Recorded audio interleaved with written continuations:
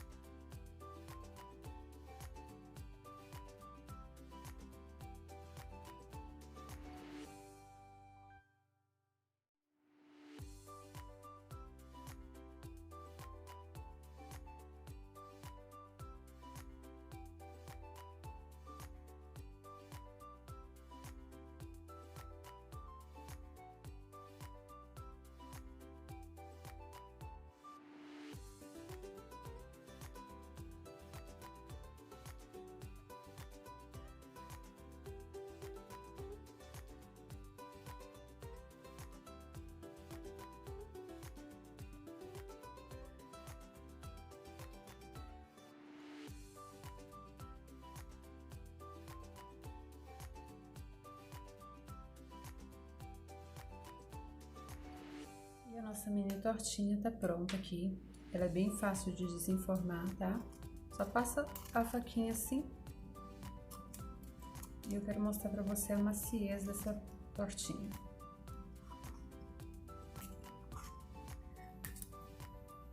Ó.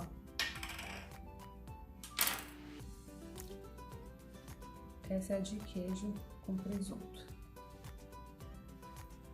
Olha aqui. Super macia. Agora deixa eu pegar uma de frango.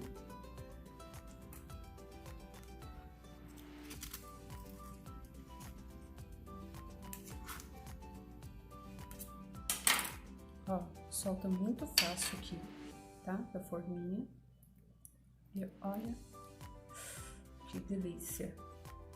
Eu já vou trazer pra você a torta grande. Você pode estar usando tanto as forminhas de empada para estar fazendo, como você pode estar usando a forma grande, tá? Eu também tô assando nas forminhas de silicone. Já volto para mostrar. Nós temos ela na forminha de silicone.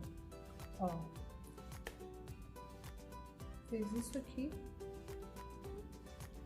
Tá pronto. Tá vendo?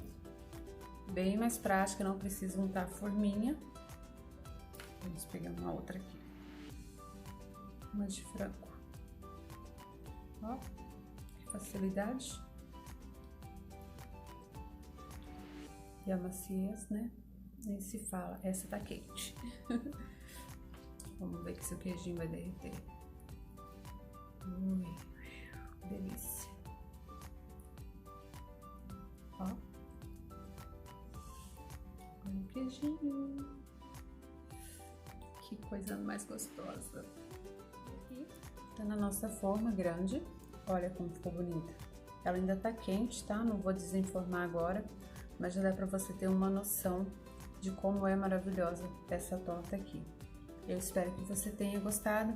Deixe aí o seu curte e like. Se for possível, compartilhe com os amigos e a família essa deliciosa receitinha. O meu grande beijo e até o próximo vídeo.